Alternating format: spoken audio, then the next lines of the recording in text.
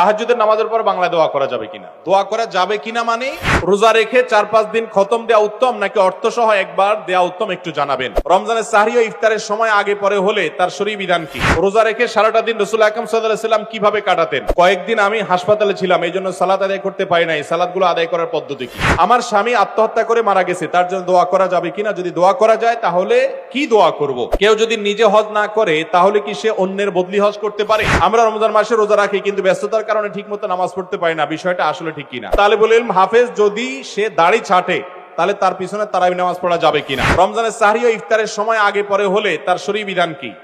সাহরি বা ইফতারি যদি আগে বা পরে হয়ে যায়, কথার কথা ইফতারি টাইমের আগে করে ফেলেছেন, সূর্য এখনো ডুবে নাই, তাইলে ওই রোজা হয় নাই, ওটা আবার রাখতে হবে। আবার সাহরিটা যদি পরে হয়ে যায়, ফর এক্সাম্পল ফজরের ওয়াক্ত হয়ে গেছে 5টা এত মিনিটে হয়, আপনি জানতেন না যে এত মিনিটে সাহরির সময় শেষ হয়, এই জন্য আরো 10 মিনিট পরে আপনি খেয়ে ফেলেছেন, তাহলে ওই রোজা হবে না। ওই রোজাটা আপনাকে আবার রাখতে হবে। অনিচ্ছাকৃত হয়ে থাকলে আল্লাহর কাছে মাফের জন্য গুনাহ হবে না, কিন্তু রোজাটা আপনাকে আবার রেখে দিতে হবে। এই জন্য সাহরি এবং ইফতারি টাইমলি করার চেষ্টা করতে হবে। তবে এর মানে এটা না যে ইফতারি আবার দেরি করে করবেন। ওয়াক্ত হয়ে গেছে নিশ্চিত, আর দেরি করবেন না। হাদিসে আসছে এই উম্মত ততদিন পর্যন্ত কল্যাণের মধ্যে থাকবে যতদিন পর্যন্ত তারা ইফতার তাড়াতাড়ি করবে আর সাহরি দেরি করবে। ইফতার তাড়াতাড়ি মানে বিকাল আসরের পরে না, আর সাহরি দেরি করা মানে ফজরের পরে না। আমরা ছোটবেলায় শুনতাম মুরব্বীরা অনেক সময় বলতো যে পশম দেখা যাওয়ার আগ পর্যন্ত খাওয়া যায়, তো এই জন্য অনেকে দরজা জানালা আটকায় নিত যাতে বাইরের আলো না আসে এবং বেশি সময় ধরে খাওয়া যায়। তো মূলত এটা সঠিক নয়। সঠিক হলো ফজরের ওয়াক্ত যখন হয় তারপর থেকে আপনি কি করবেন না, তারপর থেকে আপনি আর খাবেন না, তার আগে খানা শেষ করবেন। জি, এরপরের প্রশ্ন, রোজা রেখে সারাটা দিন রাসূল আকরাম সাল্লাল্লাহু আলাইহি ওয়াসাল্লাম কিভাবে কাটাতেন? ভাই, রোজা রেখে নবী করিম সাল্লাল্লাহু আলাইহি ওয়াসাল্লাম অনেক সাধারণ আমলগুলোর পাশাপাশি নফল আমল করতেন, যেমন কোরআনে কারীমের তেলাওয়াতে তিনি সময় দিতেন প্রচুর। রমজান মাসে রোজা রেখে তিনি অন্যান্য কাজের পাশাপাশি দানশীলতা তার অনেক হতো, প্রচুর পরিমাণ দান করতেন রমজান রোজার মাসে। আর দিনের বেলা রোজা রেখে রোজা অবস্থা বিশেষ করে দোয়া করাটা হাদিস দ্বারা প্রমাণিত। দোয়া বেশি বেশি করা আল্লাহর কাছে এবং মিসওয়াক বেশি বেশি করা, এগুলো নবী করিম সাল্লাল্লাহু আলাইহি ওয়াসাল্লামের হাদিস থেকে প্রমাণিত। এরপরে রোজা রেখে 4-5 দিন খতম দেওয়া উত্তম নাকি অর্থসহ একবার দেওয়া উত্তম একটু জানাবেন। সন্দেহাতীত ভাবে গোটা রমজানে কোরআন শুরু থেকে শেষ পর্যন্ত 4-5 বার পড়ে খতম দিলে যে পরিমাণ লাভ হবে আপনার, গোটা কোরআন যদি একবার আপনি বুঝে জেনে অর্থ ব্যাখ্যা জেনে আপনি একবার পুরোটা পড়তে পারেন, সন্দেহাতীত ভাবে ওই 4-5 খতমের চাইতে অনেক বেশি উপকার হবে, এতে কোনো সন্দেহ নাই। কোরআন বুঝে পড়তে হবে, যদিও না বুঝে পড়লেও আমরা সওয়াব পাবো, কিন্তু বুঝে পড়ার চেষ্টা আমাদের থাকতে হবে। আমরা মনে করি কোরআন এটা মন্ত্রের মতো শুধু পড়ে যাব, এটা বোধহয় বুঝার কিছু না, অথচ কোরআন বুঝার চেষ্টা আমাদের থাকতে হবে। তাহাজ্জুদের নামাজের পর বাংলায় দোয়া করা যাবে কিনা? দোয়া করা যাবে কিনা মানে দোয়ার জন্য আল্লাহর জমিনে যদি আপনি আমাকে প্রশ্ন করেন সবচেয়ে বেটার টাইম কোনটা দোয়ার জন্য, সবচেয়ে বেটার টাইম দোয়ার জন্য সবচেয়ে উপযুক্ত সময় হলো ভোর রাতের সময়টা, তাহাজ্জুদের সময়। আপনি তাহাজ্জুদের পর যদি আল্লাহর কাছে একটু দোয়া করেন মন খুলে, চোখের পানি ফেলে, এই দোয়া কবুল হওয়ার সম্ভাবনা এত বেশি যে শুধু আমার নয়, অনেক উলামায়ে কেরামের সারা জীবনের অভিজ্ঞতার নির্যাস হলো দোয়ার মাধ্যমে, বিশেষ করে ভোর রাতের দোয়ার মাধ্যমে অসম্ভব সম্ভব হয়, অসাধ্য সাধন হয়। দেয়ালে পিঠ থেকে গেছে, আপনি সেটা থেকে ফিরে আসতে চাচ্ছেন, সেই জায়গা থেকে রিটার্ন করতে চাচ্ছেন, আল্লাহর শপথ করে বলছি ভোর রাতের দোয়ার চাইতে, তাহাজ্জুদের ওয়াক্তের দোয়ার চাইতে কার্যকর কোন সময় আর দ্বিতীয়টি। এজন্য ভোর রাতে দোয়া করার অভ্যাস করবেন। রমজান মাস আসছে, আমি সবসময় বলি ভাইরে, সারা বছর পারেন না ডিউটির জন্য ভোর রাতে ঘুমায় থাকেন, বুঝতে পারি, কিন্তু রমজানে তো সাহরি খাওয়ার জন্য উঠেন। অতএব শুধু সাহরি খাওয়ার জন্য না উঠে সাহরি খাওয়ার পাশাপাশি 10টা মিনিট টাইম নেবেন, একটা রুমে যে দরজা আটকে দিবেন, কেউ জান নাই, সেখানে একটু আল্লাহর সাথে একটু কথা বলবেন, ছাদে চলে যাবেন, মসজিদে চলে যাবেন, নির্জন জায়গায় চলে যাবেন, সাহরি খেয়ে চলে যাবেন, অথবা সাহরি খাওয়ার আগে ওটা করে এসে পরে সাহরি খাবেন, কিন্তু ভোর রাতের দোয়া যেন রমজানে মিস না হয়। আমার খুব আফসোস লাগে ওই মানুষগুলোর প্রতি, খুবই আফসোস লাগে যারা রমজান মাসে ভোর রাতে সাহরি খেতে উঠছে, কিন্তু দোয়া করার যে এত বিশাল বড় সুযোগ আল্লাহ তাআলা দুনিয়ার আসমানে নেমে এসে আল্লাহ তাআলা বিশেষভাবে বান্দাকে ডেকে ডেকে বলেন, আলা মিন মুস্তাগফিরিন ফাগফির লাহ, তোমাদের মধ্যে কেউ আছে নিজের পাপের জন্য ক্ষমা চাইবে, আমি ক্ষমা করব। তোমাদের মধ্যে আছে কেউ যে বিপদগ্রস্ত, আমি বিপদ দূর করব। এরকম আল্লাহ তাআলা ডেকে ডেকে ক্ষমা করে থাকেন। অতএব ভাইরা আমার, ব্যক্তিগত জীবনে অনেক মানুষকে দেখেছি অনেক মানসিকতা শুনেছি যে তার জীবনে এমন সমস্যা হয়েছে সমাধানের কোনো পথ তার সামনে খোলা নাই, ভোর রাতের দোয়াটা অনবরত করতে থেকেছে, আল্লাহ তাআলা অলৌকিক ভাবে পথ খুলে দিয়েছেন। এই জন্য রমজান মাস আসছে, আমি আপনাদেরকে আবেদন করব, আমি আবারও বলছি, যে মানুষ সাহরি খেতে উঠে একটি বারের জন্য দোয়া করে না, তার চেয়ে কপাল পোড়া আর কেউ না যে শুধু সাহরি খেলো। ভাই সাহরিও খান, পাশাপাশি 2-4 মিনিটের জন্য হলে দোয়া করেন, করবেন না ইনশাআল্লাহ? আল্লাহ আমাদেরকে তৌফিক দান করুন। কয়েকদিন আমি হাসপাতালে ছিলাম, এই জন্য সালাত আদায় করতে পারি নাই। সালাতগুলো আদায় করার পদ্ধতি কি? কয়েক ওয়াক্ত নামাজ যদি আপনার ছুটে যায়, ওগুলো আদায় করতে হবে। কিভাবে আদায় করবেন? সিরিয়াল বাই আদায় করবেন। কথার কথা, ফজরেরটা আগে পড়বেন, জোহরেরটা তারপরে পড়বেন, আসরেরটা তারপরে পড়বেন, এবং এভাবে ওয়াক্ত একটা একটা করে পড়ে আপনাকে শেষ করতে হবে। ঘরে বসে কবর জিয়ারত করা যায় কিনা মহিলাদের জন্য? করা গেলে এটার হুকুম কি? জিয়ারত মানে সাক্ষাৎ। জিয়ারত মানে কি ভাই? কবর জিয়ারত করা মানে কবরবাসীর সামনে যাওয়া। আমরা কবর জিয়ারত কেন করি? 2 কারণে। কয় কারণে? নাম্বার 1, নবী করিম সাল্লাল্লাহু আলাইহি সাল্লাম বলেছেন, নাহাইতুকুম আন জিয়ারাতিল কুবুর ফাজুরুহাল আন ফাইন্নাহা তুযাক্কিরুকুম আল আখিরা। এক সময় তোমাদেরকে কবর জিয়ারত করতে নিষেধ করা হয়েছিল, এখন পারমিশন দেওয়া হয়েছে তোমরা কবর জিয়ারত করো। কেন? কারণ কবর জিয়ারত করলে আখিরাতের কথা স্মরণ হয়। কবর জিয়ারত করলে কি হয় ভাই? আখিরাতের কথা স্মরণ হয়, আল্লাহর কথা স্মরণ হয়, সেজন্য কবর জিয়ারত করতে হয়। ওখানে গেলে মরণের কথা মনে হয় যে আমাকেও আসতে হবে, নিজের লাভ। আর আরেকটা উদ্দেশ্য হলো কবরবাসীকে সালাম দেওয়া, তাদের জন্য শান্তির দোয়া করা। সালামুন আলাইকুম দারা কওমিল মুমিনিন, কবরবাসীরা তোমাদের প্রতি শান্তি বর্ষিত হোক, তাদের সাথে সাক্ষাৎ করা। তো এটা ঘরে বসে হয় না। মহিলারা ঘরে বসে দোয়া করতে পারেন মুর্দার জন্য, মুর্দার জন্য দোয়া করতে পারেন, অথবা কবরস্থানের ওয়ালের পাশ দিয়ে গেলেন তখনও তারা সালাম পেশ করতে পারেন। কবরস্থানে তারা গিয়ে জিয়ারত করবেন কিনা এটা নিয়ে ফুকাহাদের মধ্যে মত পার্থক্য আছে। হাদিসে আসছে লানাল্লাহু যাওয়ারাতিল কুবুর, এই হাদিসের ভিত্তিতে অনেক উলামায়ে কেরাম এটাকে মাকরুহ বলেছেন, অনেকে আর একটু কঠোরভাবে নিষেধ করেছেন, আবার অনেকে জায়েজও বলেছেন। তবে ঘরে বসে জিয়ারত করার কোনো সুযোগ নাই। আমার স্বামী আত্মহত্যা করে মারা গেছে, তার জন্য দোয়া করা যাবে কিনা? যদি দোয়া করা যায় তাহলে কি দোয়া করব? আত্মহত্যা করে যদি কেউ মারা যায়, এক হাদিসে আসছে সে ব্যক্তি জাহান্নামে যাবে, হাদিসের ভাষ্যে এও আছে সে চিরকাল থাকবে।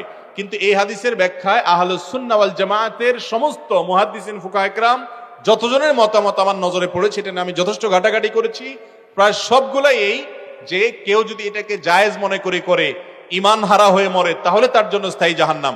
আত্মহত্যা করে মৃত্যুবরণ করা কবিরা গুনাহ, মহাপাপ। এরকম ব্যক্তির জন্য নবী করিম সাল্লাল্লাহু আলাইহি ওয়াসাল্লাম জানাজা পড়েন নাই।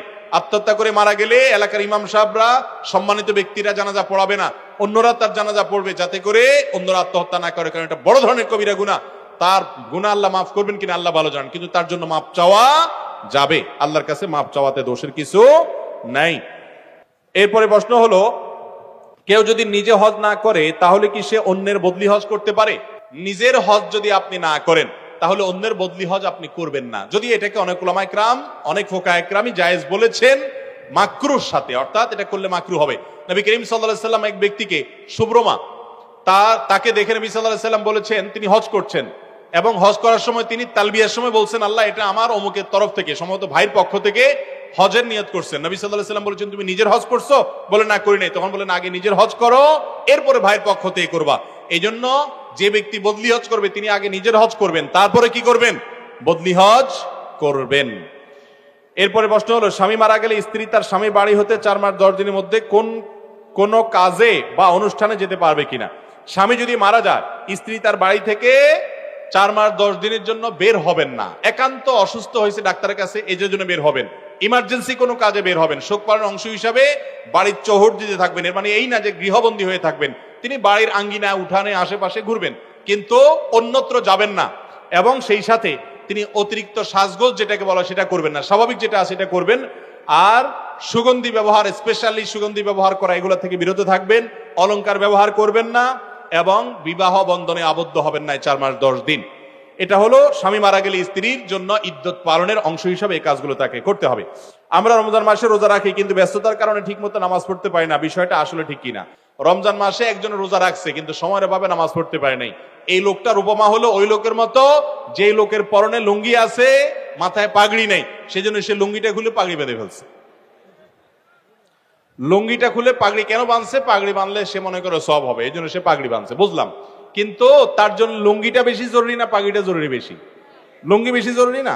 তো নামাজ বেশি জরুরি না রোজা বেশি জরুরি? তার মানে আবার এটা বুঝেন না যে তাহলে নামাজ পড়বেন রোজা রাখবেন না, রোজাও রাখবেন নামাজও পড়বেন, কিন্তু যদি আপনি রোজার কারণে নামাজ পড়তে না পারেন, তাহলে আপনার রোজা রাখার পদ্ধতি সঠিক না। রোজার সাথে নামাজের কি সম্পর্ক? বরং রোজা রাখার কারণে দুপুরে খাবার নাই, সকালের নাস্তা নাই, টাইম তো আরো বাইচে গেছে, নামাজ তো আরো বেশি করার প্রবণতা 2-4 রাকাত, ঠিক না ঠিক? অতএব এটা একেবারে মোটা দাগে ভুল। আল্লাহ তাআলা আমাদেরকে বুঝার তৌফিক দান করুন। এরপরে প্রশ্ন হলো, তালিবুল ইলম হাফেজ যদি সে দাড়ি ছাঁটে তাহলে তার পিছনে তারাবি নামাজ পড়া যাবে কিনা? ইমাম সাহেব যদি দাড়ি চাটেন তাহলে এরকম ইমাম সাহেব ফাসিক, প্রকাশ্য ফাসিক, এরকম ব্যক্তিকে ইমাম হিসাবে নিয়োগ দেওয়া উচিত না, মাকরুহ। যদি তার পিছনে নামাজ পড়েন নামাজ হয়ে যাবে, নামাজ হবে না এরকম কোনো বিষয় নাই, নামাজ হয়ে যাবে। জানাজার নামাজে আমরা জুতা খুলে দাঁড়াই, এটা জরুরি কিনা কোরআন হাদিসের আলোকে জানতে চাই। জানাজার নামাজে যদি আমাদের যে পায়ে জুতা থাকে, জুতার নিচে যদি নাপাক থাকে, তাহলে সেক্ষেত্রে জুতা খুলে আমরা দাঁড়াবো। আর যদি নাপাক না থাকে, জুতার নিচে পাক থাকে, নাপাক কোনো কিছু দেখা না যায়, তাহলে জুতা পরেই আমরা জানাজা পড়বো, কোনো অসুবিধা নাই। জানাজার জন্য জুতা খোলাটা বাধ্যতামূলক মনে করাটা ভুল।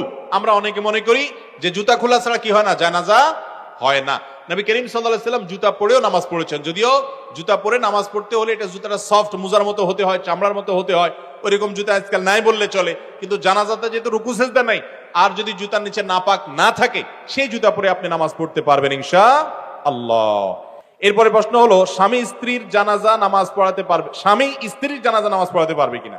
অবশ্যই পারবে, কোনো অসুবিধা নাই। তবে মনে রাখবেন, জানাজা নামাজ পড়ানোর ক্ষেত্রে হকদার বেশি হলো লাশের অভিভাবক। কথার কথা, আপনি মারা গেলেন, আপনার বাবা বেঁচে আছেন, তিনি আপনার জানাজা পড়াবেন। আপনার বাবা মারা গেছেন, আপনি বেঁচে আছেন, আপনি জানাজা নামাজ পড়াবেন। এক্ষেত্রে অনেকে এলাকার ইমাম সাহেবকে অগ্রাধিকার দেয়। ভাইরা আমার, আপনার বাবার জন্য আপনার যে কাঁদা আসবে, আমার সে কাঁদা কখনো আসবে না, এটা বাস্তবতা। আপনার ভিতরে যে ফিলিংস আসবে, আমার ভিতরে সে ফিলিংস আসবে। এই জন্য সব সন্তানরা বাবার জানাজা, ভাইয়ের জানাজা নিজেদেরটা নিজেরা পড়ার চেষ্টা করেন। ইমাম সাহেব মুক্তাদি হবে এখানে। আপনি জীবনে অন্য কোনো ইমামতি করেন আর না করেন, নিজেরা আপনজনের জানাজার ইমামতি অবশ্যই করবেন। জানাজা নামাজে আমরা মনে করি কি জানি কি কঠিন কিছুই না ভাই, একেবারে সিম্পল। আপনি চাইলে 5 থেকে 10 মিনিটের ভিতরে শিখতে পারেন। আমি অনেক মানুষকে চিনি ব্যক্তিগতভাবে, যারা আগে কখনো জানাজা পড়ান নাই। তার মা মারা গেছেন, তিনি সন্তান, তিনি তার মায়ের জানাজার জন্য 10-15 মিনিটের ভিতরে জানাজা শিখে গেছেন, এরপর নামাজ পড়ছেন। নামাজের মধ্যে যদি আপনি ভুল হয়ে যায়, দোয়া পড়তে গিয়ে আবার চেষ্টা করবেন, ট্রাই করবেন, নামাজের কোনো অসুবিধা হবে, ব্যাপারটা এরকম নয়। অতএব নিজের আত্মীয় স্বজনের জানাজা নিজে পড়বেন। স্বামী তার স্ত্রীর জানাজা অবশ্যই পড়তে পারবেন, পড়াতে পারবেন, কোনো অসুবিধা নাই। এরপরে প্রশ্ন হলো, আমি একজন যুবক, আমি সবসময় একজন নেককার মেয়েকে স্ত্রী হিসেবে পাওয়ার জন্য আল্লাহর কাছে দোয়া করি। কোন আচার আচরণগুলো একটা মেয়ের মধ্যে থাকলে আমি বুঝতে পারবো মেয়েটা দিনদার? ভাই, প্রথম কথা হলো, যারা বিয়ে করেন না এখনো, আপনারা সবাই দিনদার জীবন সঙ্গিনী চান? হ্যাঁ, সবাই চান, মাশাআল্লাহ। তো এর জন্য নিজেকে আগে দিনদার হইতে হবে। নিজেকে আগে কি হইতে হবে? আপনি নিজে খারাপ থাকবেন, আপনার চরিত্র নষ্ট করবেন, ফেসবুকে ইনবক্সে হারাম সম্পর্ক করবেন, আর আশা করবেন যে আপনার ঘরে একজন ফেরেশতার মতো মেয়ে চলে আসুক। এটা কখনো বাস্তবসম্মত চাওয়া হতে পারে না। মনে রাখবেন, ভালো জীবন সঙ্গিনী চাইতে হলে আপনি নিজে ভালো হওয়ার চেষ্টা করতে হবে, এটা হলো প্রথম কাজ। আবার কেউ এখান থেকে সহজে যোগ বিয়োগ করে ফলাফল বের করেন না যে আমার যেহেতু চরিত্র ভালো না, অতএব আমার যে জীবন সঙ্গিনী আসছে এটারও মনে হয় চরিত্র খারাপ। এরকম সহজ সমীকরণের সুযোগ কিন্তু নাই, কারণ অনেক খারাপ মানুষকে আল্লাহ তাআলা ভালো মানুষ দিচ্ছেন না, দেন নাই। ফেরাউনের মতো খারাপ মানুষের ঘরে আসিয়ার মতো নেককার বিবি গেছে না, যায় নাই। অতএব আপনি খারাপ হলেও আপনার ঘরে আসা মেয়েটা ভালো হতে পারে। একজন মেয়ে বিয়ের আগেতে দিনদার কিনা কিভাবে বুঝবেন? এটার মতো কঠিন কাজ আল্লাহর জমিনে খুব কম আছে। আজকাল বিশেষ করে শুধু নামাজ কালাম দেখে লোকটা ধার্মিক, এটা মনে করা এত সহজ নয়।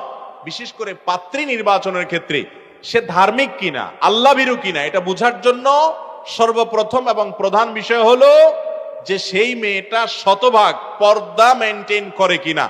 পর্দা বলতে বোরকা পরা না, পর্দা বলতে হাত মোজা পা মোজা না, পর্দা বলতে তার জীবনে সামগ্রিকভাবে মাহরাম নন মাহরাম মেনটেন করে কিনা। মাহরাম নন মাহরাম মেনটেন বুঝেন?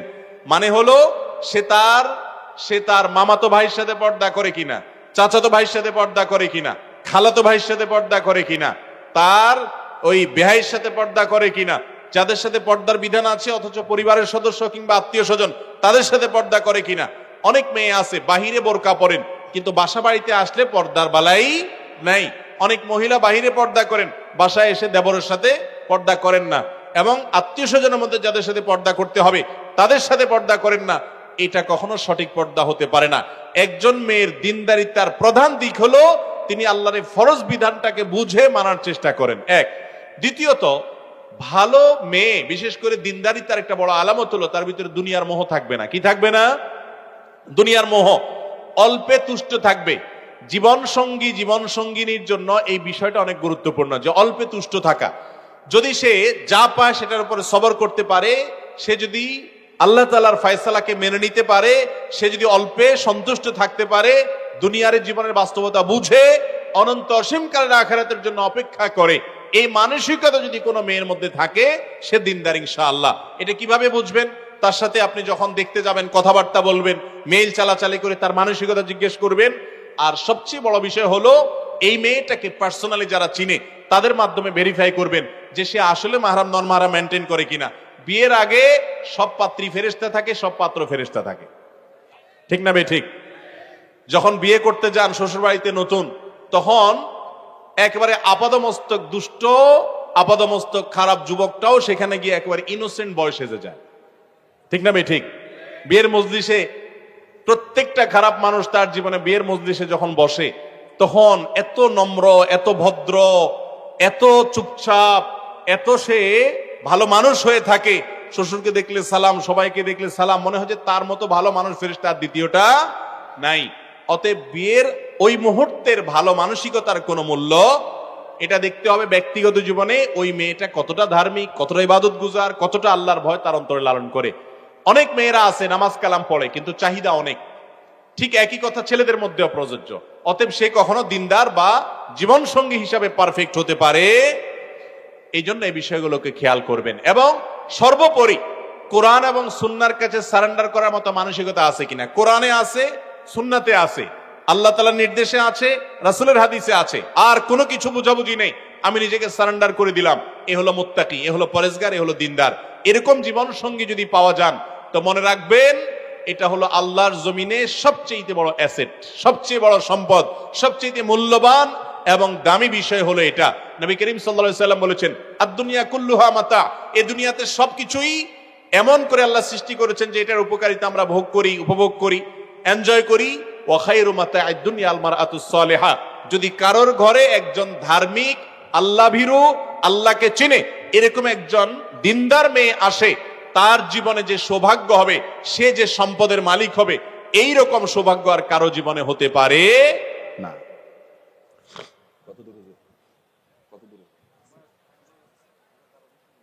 আমাকে 10 মিনিট আগে নোটিস দিবেন। ফেসবুকে বেগানা নারী বা পুরুষকে ফ্রেন্ড লিস্টে রাখা যাবে কিনা। দেখুন, বেগানা নারী বা বেগানা পুরুষকে ফ্রেন্ড লিস্টে রাখার ব্যাপারটিকে অ্যাভয়েড করাটাই হলো তাকওয়ার দাবি। কারণ ফ্রেন্ড লিস্টে থাকার ফলে একে অন্যের সঙ্গে প্রয়োজন ছাড়াও চ্যাটিং করার সুযোগ তৈরি হবে।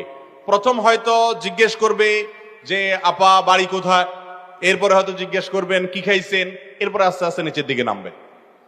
আল্লাহ রাব্বুল আলামিন এমন ভাবে সৃষ্টি করেছেন নারী পুরুষকে, একে অন্যের কাছে যখন আসবে, যাদের সাথে বিবাহ বন্ধনে আবদ্ধ হওয়া হালাল, অর্থাৎ যারা আপনার গায়রে মাহরাম, অর্থাৎ যারা পরপুরুষ এবং পরনারী, এরকম মানুষদের যত সংস্রবে আসবেন, যত সান্নিধ্যে আসবেন, নিজেকে আপনি নিয়ন্ত্রণ করতে পারবেন না। টুডে অর টুমরো, আজ হোক আর কাল, আপনি আস্তে আস্তে আপনার মনকে খারাপ দিকে নিয়ে যেতে বাধ্য।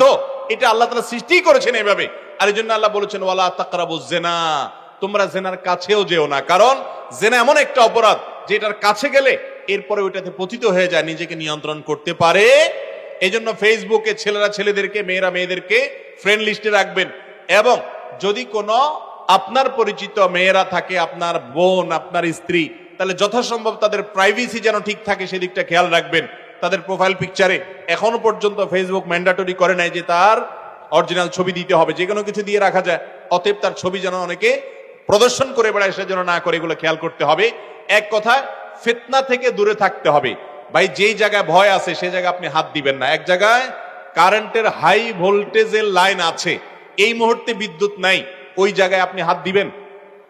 কেন দিবেন না? বিদ্যুৎ তো নাই, এখন সমস্যা তো নাই। হাত এজন্য দিবেন না যে এত হাই ভোল্টেজের লাইন, বিদ্যুৎ নাই, ঠিক আছে, যেই কোনো মুহূর্তে চলে আসলে আমার তো অবস্থা খারাপ হয়ে যাবে, কয়লা হয়ে যাব আমি। ঠিক একই ভাবে কোন মেয়ের সাথে আপনার পরিচয় হলো, আপনি বলবেন যে হুজুর আপনারা এত খারাপ চিন্তা করেন কেন? দেখলেই কি মানুষ খারাপ চিন্তা করে নাকি? না ভাই, দেখলে খারাপ চিন্তা হয় না। তো প্রথমে বিদ্যুৎ থাকে না, একটা সময় বিদ্যুৎ আসে, এই বাস্তবতা অস্বীকার করা যাবে না। যদি বলেন যে না আমার বিদ্যুৎ কখনো আসবে না, তাহলে আপনি হয় মিথ্যুক আর নাহলে অসুস্থ। আমি কি বুঝাতে পারছি? যারা সভ্য সাজেন, যারা ভদ্র সাজেন, তারা নিজের সঙ্গে মিলিয়ে নেন। ভাইরা আমার, আমি প্রায় সময় এই কথা বলি, ইসলাম যে আমাদের মা বোনদেরকে পর্দার বিধান দিয়েছে, এটা তাদেরকে খাটো করার জন্য দেয় নাই, তাদের সেফটির জন্য দিয়েছে। তাদেরকে নিয়ে যাতে বাজে চিন্তা করতে না পারে, অশ্লীল চিন্তা করতে না পারে, এই জন্য তাদেরকে আল্লাহ তাআলা পর্দার বিধান দিয়েছেন।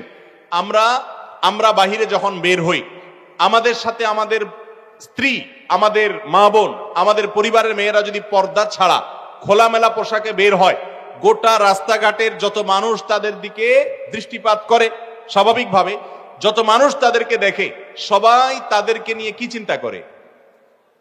আপনি বলবেন সবাই কি আর খারাপ চিন্তা করে? দেখলেই কি খারাপ চিন্তা আসে? হ্যাঁ, অবশ্যই দেখলে খারাপ চিন্তা আসে না, কিন্তু 1000 মানুষ যদি দেখে, এর মধ্যে অন্তত কয়েকশো মানুষ তাকে মনে মনে ধর্ষণ করবে। এই বাস্তবতাকে অস্বীকার করতে পারে মিথ্যাবাদী অথবা অসুস্থ মানুষে। কোন সুস্থ এবং সত্যবাদী মানুষ এই বাস্তবতাকে অস্বীকার করতে। আপনি পরনারী যদি দেখেন খোলামেলা পোশাকে, পর্দাহীন ভাবে যদি আপনি দেখেন, আপনি মনে মনে কি চিন্তা করেন? আপনার বোন, আপনার মা, তারা যদি পর্দাহীন ভাবে খোলামেলা ভাবে বাহিরে বের হয়, শরীয়তের বিধান লঙ্ঘন করে, তাদেরকে মানুষ একই চিন্তা করে, আপনারটা আপনি ভাবেন। অতএব আমাদেরকে পর্দার এই বিধানটাকে অস্বীকার করার কোনো সুযোগ নাই। এই বিধানটাকে আমাদের মেনে চলতে হবে। আল্লাহ আমাদেরকে বুঝার তৌফিক দান করুন।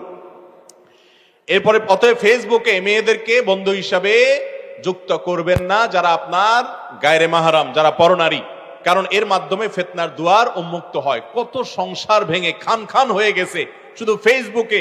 ছেলে, পুরুষ লোকটা অন্য মেয়েদের সাথে বদমাইশির সম্পর্ক করেছে, মহিলা সে পরকীয়া লিপ্ত হয়ে গেছে, আছে না নাই?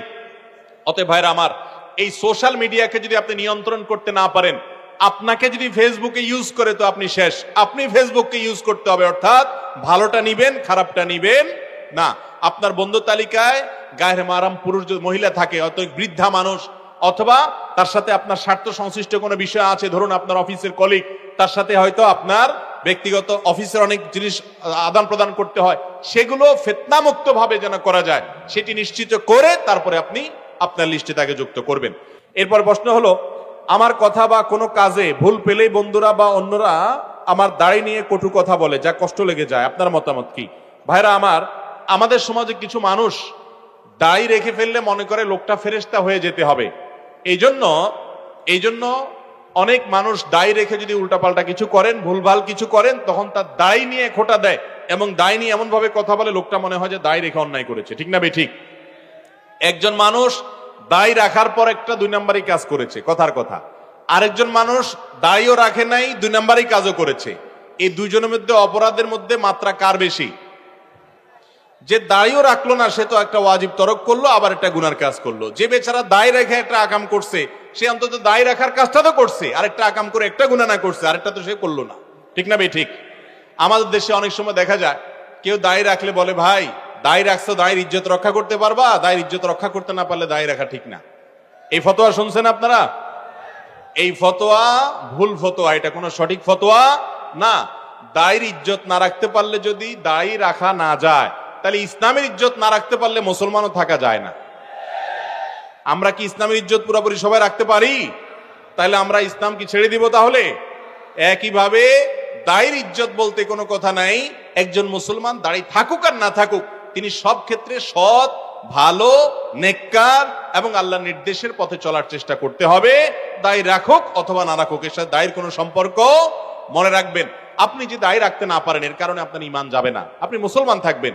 কিন্তু কেউ দাড়ি রেখেছে, তাকে যদি তাচ্ছিল্য করেন, বিশেষ করে যুবকদের বলছি, অনেক তরুণরা আছে, নিজের কোনো বন্ধু হয়তো দাড়ি রেখেছেন, নামাজ পড়া ধরেছেন, তাকে নিয়ে আপনি ঠাট্টা করছেন, বিদ্রুপ করছেন। ঈমান ভঙ্গের কারণ আছে অনেকগুলো। অনেক উলামা ইকরাম বলেছেন 10টি কারণ আছে ঈমান ভঙ্গের। এই কারণগুলোর কোনোটি পাওয়া গেলে আপনি ইসলাম থেকে খারিজ হয়ে যাবেন, সাথে সাথে বেঈমান হয়ে যাবেন। এর মধ্যে একটা হলো ইসলামের কোন একটা সাধারণ বিষয় নিয়ে যদি আপনি তাচ্ছিল্য করেন, বিদ্রুপ করেন, ব্যঙ্গ করেন, হাসাহাসি করেন, তাহলে কিন্তু ঈমান নষ্ট হয়ে যাবে। অতএব দায় রাখার এই নির্দেশ নবী করিম সাল্লাল্লাহু আলাইহি সাল্লামের, সমস্ত নবী রাসূলদের সুন্নাত। আপনি নিজে রাখতে না পারলেন, কিন্তু আরেকজনের রাখার পরে যদি তাকে তাচ্ছিল্য করেন, হতে পারে সে ভুলভাল করছে, এই জন্য দায়ের সঙ্গে এটার কোনো সম্পর্ক করবেন না। যদি করেন আর করে যদি ছোট করেন, দাড়িকে হওয়া করেন, উপহাস করেন, ঈমান পর্যন্ত চলে যেতে পারে এবং ঈমান চলে যাওয়ার ফলে একজন কাফেরে পরিণত আপনি হতে পারেন। অতএব আমাদেরকে সাবধান থাকতে হবে। এরপরে প্রশ্ন হলো, ব্যক্তি মালিকানা জায়গায় কৌশল করে অনুমতি ব্যতীত মসজিদের নামে নেয়া এবং অনুমতি ব্যতীত ব্যক্তি মালিকানা জায়গায় গাছ লাগিয়ে মসজিদের জন্য ব্যবহার করার শরিয়া বিধান কি? ভাইরা আমার, আমাদের দেশে মসজিদ পরিচালনা যারা দায়িত্বে থাকেন, এই মানুষগুলো আল্লাহ মাফ করুক, অনেকে মনে করেন যে জীবনে চুরি ডাকাতি দুর্নীতি 2 নম্বরই তো অনেক করলাম, এবার একটু আল্লাহর ঘরের জন্য চুরি ডাকাতি করলে যদি আল্লাহ আগের গুলো কাটাকাটি করে দেয়। এটা কেন বলছি? আপনি দেখবেন বাংলাদেশে অনেক মসজিদ আছে, সব মসজিদের কথা আমি বলছি না, অনেক মসজিদ আছে, এই মসজিদগুলো দেখা যায় মসজিদ কমিটির লোকজন বা যারা মসজিদ প্রতিষ্ঠা করেন ওনারা বিতর্কিত জায়গায় মসজিদটা করেন, আছে না নাই?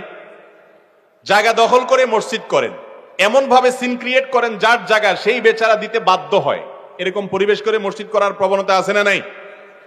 এবং রাস্তার ধারে মসজিদ, ঢাকা শহরে কয়টা মসজিদ এরকম আছে আমার সন্দেহ, যে মসজিদ সাইডে রাস্তার জায়গা পুরোপুরি ছেড়ে দিয়েছে। আপনি মসজিদের সিঁড়ি রাস্তার উপরে নিয়ে গেলেন, 2 হাত 3 হাত 3 ফুট 4 ফিট জায়গা আপনি নষ্ট করলেন। আল্লাহর ঘরকে আপনি আসামির কাঠগড়ায় দাঁড় করালেন। আপনি সরকারি রাস্তা দখল করলেন, রাস্তায় মানুষের চলাচলে বিঘ্ন সৃষ্টি হলো। বাড়িঘর করতে গিয়ে মানুষ দুর্নীতি করে, স্লোপ করে, কার্ভ করে, বিভিন্ন ভাবে তার গাড়ি উঠানোর জন্য সে রাস্তার জায়গা দখল করে, অন্যায় করে, সেটা তো হারাম। কিন্তু আল্লাহর ঘরের জন্য যদি এই কাজটা করে তাহলে সেটা হালাল হবে? সেটার কারণে শাস্তি আরো বেশি হতে পারে, কারণ আল্লাহর ঘরকে আপনি কি করলেন? আসামির কাঠগড়ায় দাঁড় করেন। আমাদের অনেক ভাইরা আছেন এই কাজগুলো করেন, যারা মসজিদ পরিচালনা করছেন। আল্লাহর ওয়াস্তে আমি বলবো, আপনি ব্যক্তি জীবনে যা করেন না করেন, আল্লাহর ঘরকে আসামির কাঠগড়ায় দাঁড় করাবেন। অতএব এই ক্ষেত্রে সৎ আমাদের থাকতে হবে। মক্কার যে মুশরিকরা ছিল, মক্কার মুশরিক কাফেররা, তারা শিরকে লিপ্ত হতো, উলঙ্গ হয়ে বাইতুল্লাহ তওয়াফ করত। তাদের মধ্যে অনেক খারাপ জিনিস ছিল, কিন্তু একটা ভালো গুণ ছিল, সেটা কি? হালাল সম্পদের মূল্য তারা দিতে জানতো। এই জন্য মক্কা যারা গেছেন জানেন, কালো গেলাপে ঘেরা কাবা ঘরের এক পাশে বুক পরিমাণ একটা ওয়াল আছে, ঘেরাও দেওয়া, রাউন্ড দেওয়া, হাতিমে কাবা বলা হয়। যারা গেছেন দেখছেন না? এই জায়গাটা কেন এরকম জানেন? অনেকে হয়তো জানেন।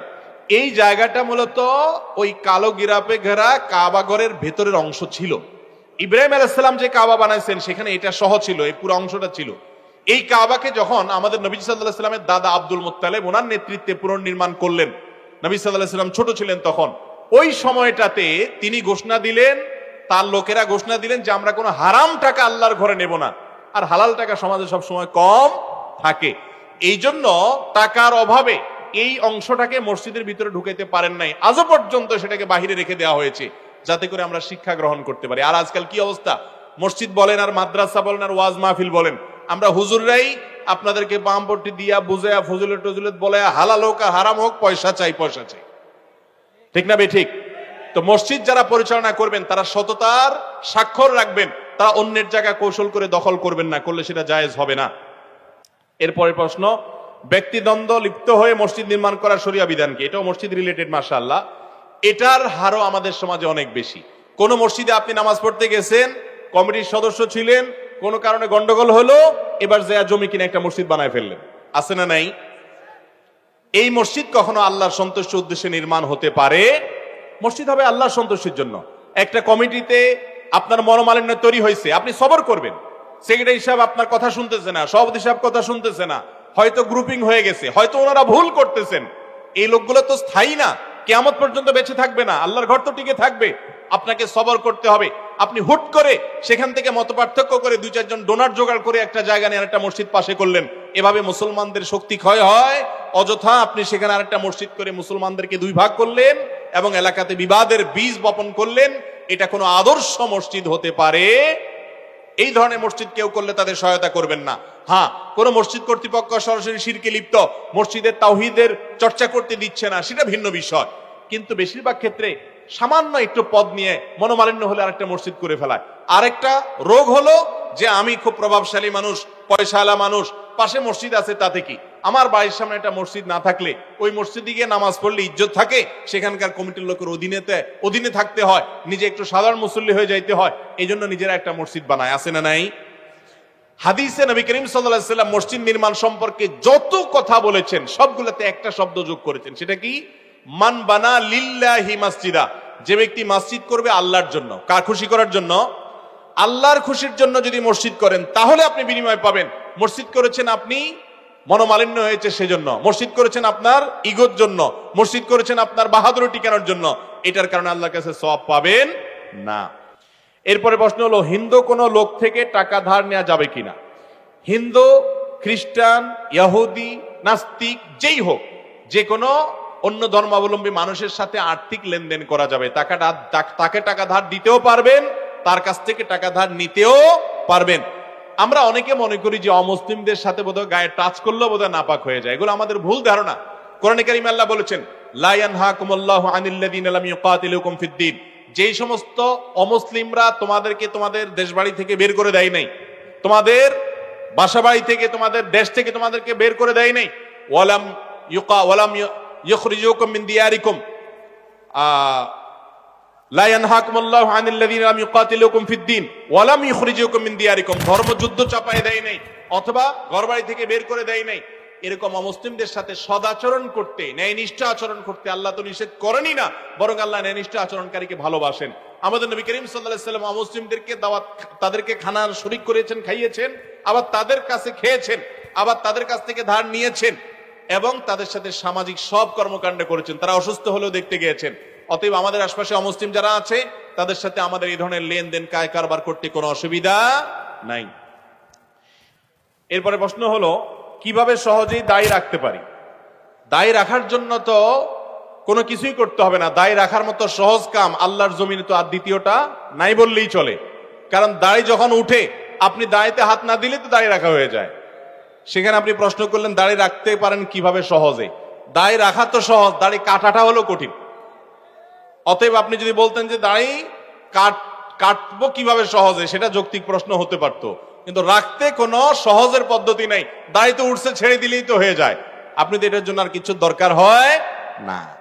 হয়তো প্রশ্নকর্তা এই চিন্তায় প্রশ্নটি করেছেন যে এটা রাখতে গেলে সমাজে হেয় প্রতিপন্ন হয়, অনেক কথা বলে, অনেকে অনেক কিছু বলে। ভাইরা আমার, মানুষ অনেক কিছুই বলবে, মানুষের কথা শুনে যদি আপনি চলেন তাহলে সেক্ষেত্রে আপনি আল্লাহর কাছে জান্নাতের আশা করতে পারেন। মানুষ সবসময় মানুষ আপনাকে ভালো কাজের কথা বলবে এমনটি নয়। আল্লাহ বলেছেন, ওয়ালা তুতি আকসারা মান ফিল আরদ, এই পৃথিবীর বেশিরভাগ মানুষের কথা যদি তুমি শুনো তাহলে তারা তোমাকে পথহারা করে ফেলবে। কারণ বেশিরভাগ মানুষ ভালো না, বেশিরভাগ মানুষ খারাপ। অতএব নিজের সঙ্গে নিজে স্ট্রাগল করতে হবে, যুদ্ধ করতে হবে। শুনেছি স্ত্রীর কাছ থেকে দূরে গিয়ে সর্বোচ্চ 120 দিন থাকার অনুমতি ইসলামে আছে। কথাটা কতটুকু সত্য? কথাটা পুরাপুরি মিথ্যা। 120 দিন কেন, 200 দিনও যদি স্বামীর সঙ্গে স্ত্রী একসাথে না থাকেন, কোনো কারণে হতে পারে, প্রবাসে আছেন অথবা দেশে থাকেন, একসাথে থাকা হয়নি কোনো কারণে, তো এর কারণে কখনো স্বামী স্ত্রীর মধ্যে বিচ্ছেদ সৃষ্টি হবে না। আমাদের সমাজে এরকম অনেক অনাচার আছে এবং অনেক কুসংস্কার আছে। যেমন অনেকে মনে করে সন্তান কয়েকটা হয়ে গেলে আবার বিয়ে পড়াইতে হয়। দেখেন, কয়েকটা সন্তান হয়ে গেলে বিয়ে তো আরো পাকাপোক্ত না হয়, এটা পড়াইতে হবে কেন? এগুলো সবগুলো আমাদের মন গড়া কথাবার্তা। অতএব 120 দিন, 200 দিন, 500 দিন স্ত্রী থেকে স্বামী দূরে থাকলে সম্পর্ক ছিন্ন হয়ে যায় না। তবে বিনা প্রয়োজনে বাধ্য না হলে এভাবে স্বামী স্ত্রী দূরে থাকাটা ইসলাম কখনো সেটাকে প্রশংসা করে না। স্বামী স্ত্রী যত নিকটে থাকবে, একে অন্যের কাছাকাছি থাকবে, স্বামী স্ত্রীর মধ্যে ভালোবাসা যত গাঢ় হবে, তারা আল্লাহ তাআলা তত প্রিয় পাত্র হতে পারবেন ইনশাআল্লাহ। আর যারা বিয়ের আগে ইটিস পিটিস করে, অবৈধ সম্পর্ক করে, এখানে সেখানে প্রেম বিলায় বেড়াইছেন, তারা দেখবেন সময় মতো পুঁজিতে টান পড়বে। কথা বুঝাতে পারছি? সময় যখন হবে তখন দেখবেন পুঁজিতে টান পড়ছে, কারণ অজাগায় কুজাগায় পুঁজি বিলায় বেড়াইছেন। এই জন্য বিবাহ বহির্ভূত সম্পর্ককে না করবেন এবং অপেক্ষা করবেন হালাল সম্পর্কের জন্য। শয়তান যদি আগুনের তৈরি হয় তাহলে জাহান্নাম তাকে কিভাবে আগুন দিয়ে জ্বালানো হবে? দেখুন, শয়তান আগুনের তৈরি, আবার জাহান্নামে আল্লাহ তাকে আগুন দিয়ে কিভাবে তৈরি করবে, শাস্তি দিবেন? এটার উত্তরে অনেক কথাই বলা যায়। এর ভিতরে একটা কথা তো খুব কমন আমরা জানি, সেটা হলো আমাদেরকে আল্লাহ মাটি দিয়ে তৈরি করেছেন, মানুষকে কি দিয়ে তৈরি করছেন? এখন আমি যদি মাটির একটা ঢেলা দিয়ে আপনাকে জোর করে মারি, আপনি ব্যথা পাবেন কি পাবেন না? আপনার বুকের উপর যদি কয়েক মণ মাটি চাপা দিয়ে আপনি ব্যথা পাবেন কি পাবেন না? তো মাটি দিয়ে তৈরি হলে মাটি দিয়ে শাস্তি দেওয়া যায় না? ঠিক একইভাবে শয়তান আগুনের তৈরি হলেও জাহান্নামের আগুন দিয়ে তাকে শাস্তি দেওয়া যাবে। সবচেয়ে বড় কথা হলো জাহান্নাম এটা আলমুল গায়েবের বিষয়, অদৃশ্য জগতের বিষয়। আপনি জাগতিক যে সমস্ত বিষয় চোখের সামনে দেখেন, এটার সাথে আখিরাতের বিষয়কে তুলনা করলে কখনো সঠিক তুলনা হবে না। মুরগির দেখানো, মুরগির দোকানে একটি ছুরি দিয়ে শত শত মুরগি জবে করে, যে ছুরিতে প্রবাহিত রক্ত লেগে থাকে, এই অবস্থায় সেই জবেকৃত মুরগি খাওয়া যাবে কিনা? একটা মুরগি জবে করা হয়েছে ছুরি দিয়ে, এই প্রবাহিত রক্তটা নাপাক। পয়েন্টটা গুরুত্বপূর্ণ। এই রক্ত যেটা রগ থেকে বের হয় এটাকে প্রবাহিত রক্ত, প্রবাহমান রক্ত বলে। স্পিডি যেটা বের হয়, প্রবাহমান রক্তটা নাপাক। অতএব ছুরিতে যে লেগে গেছে, ছুরি কিন্তু নাপাক হয়েছে। এখন প্রশ্ন হলো, এই ছুরিটা দিয়ে যদি আরেকটা মুরগি জবে করা হয়, সে মুরগি হালাল হবে কিনা? উত্তর হলো হালাল হবে। কেন হালাল হবে? কারণ ওই মুরগিটা থেকে আবার যে রক্তগুলো বাইর হবে সেগুলোও কি ওই প্রবাহমান রক্তটা কি নাপাক। গোশতের সাথে যে রক্তটা লেগে থাকে ওইটা কিন্তু নাপাক না, ভুল বুঝবেন না। যেমন আপনি বাজার থেকে গরুর গোশত কিনে এনেছেন, আপনি যদি 5-12 ধন 10-12 ধন, তারপরেও দেখবেন পানির মধ্যে লালচে ভাব আছে, আছে কি নাই? ওই রক্ত নাপাক না, গোশতের সাথে যেটা লেগে, এটা প্রবাহমান রক্ত না।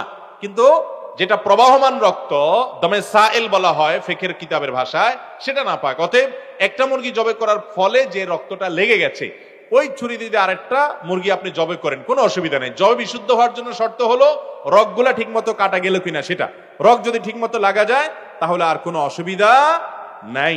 অতএব আপনার খেয়াল রাখতে হবে যে এই ছুরির কারণে কোনো অসুবিধা হবে না, আপনার হয়ে যাবে, তবে জবাই হয়ে যাবে। তবে মুশকিল হলো, একটা ছুরি দিয়ে কোরবানির সময় আপনারা দেখেন হুজুররা যারা জবাই করে বা আপনারা অনেকে জবাই করেন, একই ছুরি দিয়ে অনেক গরু জবাই করেন। এটা উচিত না। কেন উচিত না? কারণ হলো, বিশেষ করে রক্ত লেগে যাওয়ার ফলে যেটা হয়, যেটা স্লিপ করে এবং ধোতা হয়ে যায়, পশুর কষ্ট হয়। নবী করিম সাল্লাল্লাহু আলাইহি সাল্লাম বলেছেন, তোমরা পশু জবে করলে বিনা প্রয়োজনে সেটাকে কষ্ট দিবে না, ভালো করে ছুরি ধার দিয়ে নিবে। মুসলিমের হাদিস। এই জন্য রক্ত লেগে গেলে এটা ধুয়ে ফেলেন, পরিষ্কার করেন, আবার একটু ধার দেন, তারপরে জবে করেন। বাকি এই নাপাক রক্ত লাগার কারণে যে পরের মুরগি হারাম হবে এমন কোনো কথা নাই, কারণ ওখানেও আবার ওই নাপাক রক্তই লাগতেছে। তবে ধুয়ে এবং পরিষ্কার করে নেওয়া উত্তম। মাজারে গিয়ে কিছু চাওয়ার শরীয়ী বিধান কি? ভাই, আমরা সব কিছু চাইবো কার কাছে? নামাজের মধ্যে সূরা ফাতিহাতে আমরা বলি ইয়্যাকা না'বুদু ওয়া ইয়্যাকা নাস্তাঈন। আল্লাহ আপনারই ইবাদত করি আর সাহায্য কার কাছে চাই? মাজারে।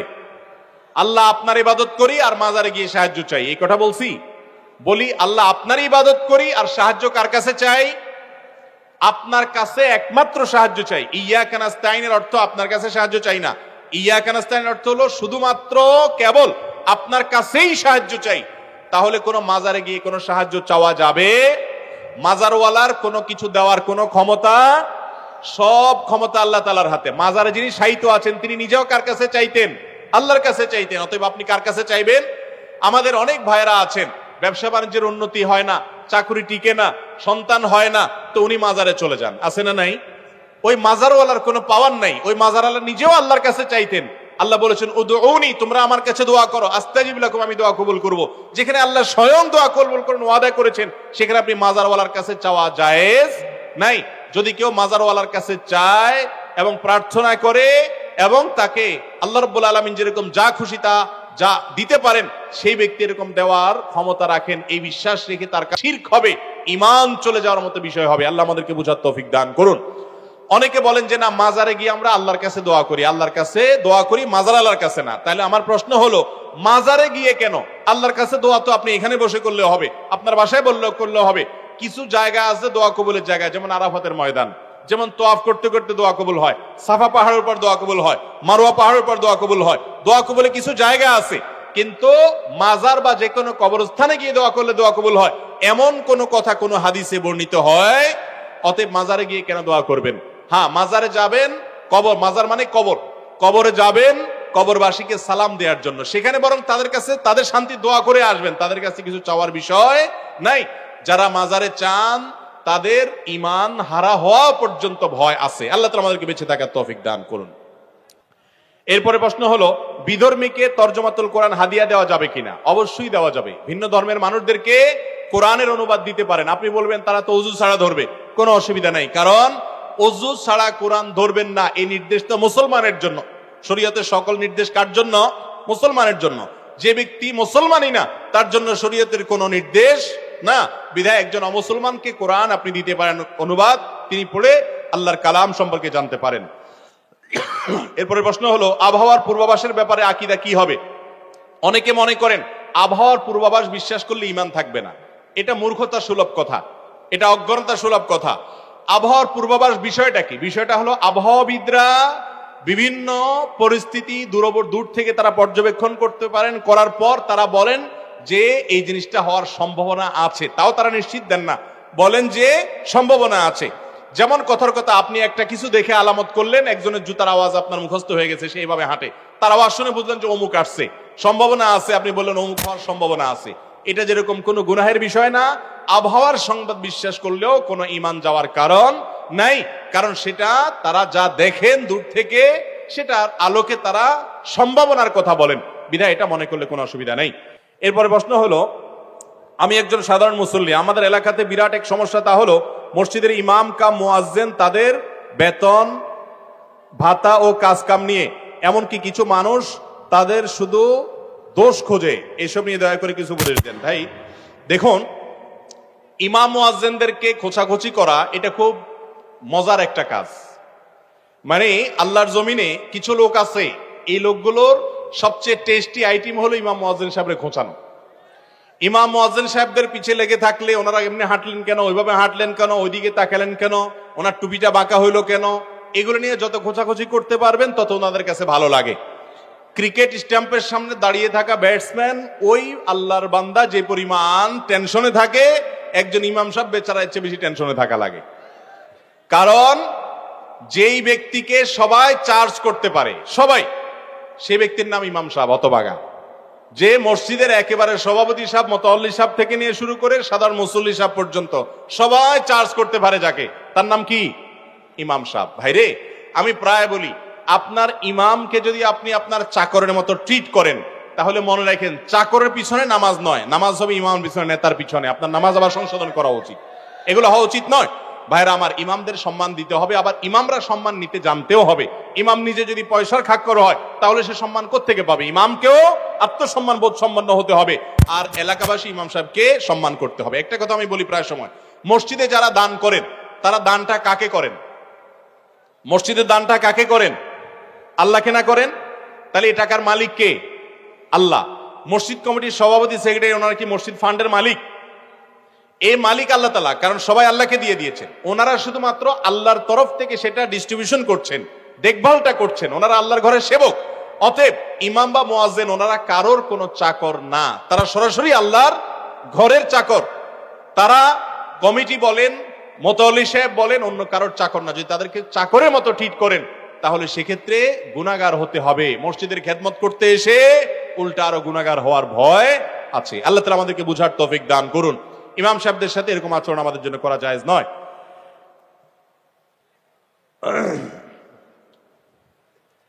এরপরে খুচরা প্রশ্নগুলো দিয়ে দিই। নাভির নিচের বা গুপ্ত অঙ্গের লোম 40 দিনের মধ্যে না কাটলে গুনাহ হবে কিনা?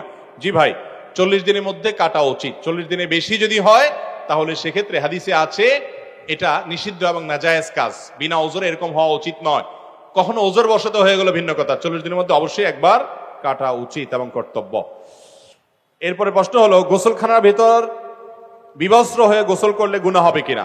যদি বিবস্ত্র হয়ে কেউ গোসল করে, গোসল হয়ে যাবে, কিন্তু বিবস্ত্র হওয়ার কারণে একটা গুনাহের কাজ হবে, গুনাহের কাজটা করা উচিত না। গুনাহটা বড় কোনো কবিরা গুনাহ হবে না, কিন্তু সগীরা গুনাহ হবে।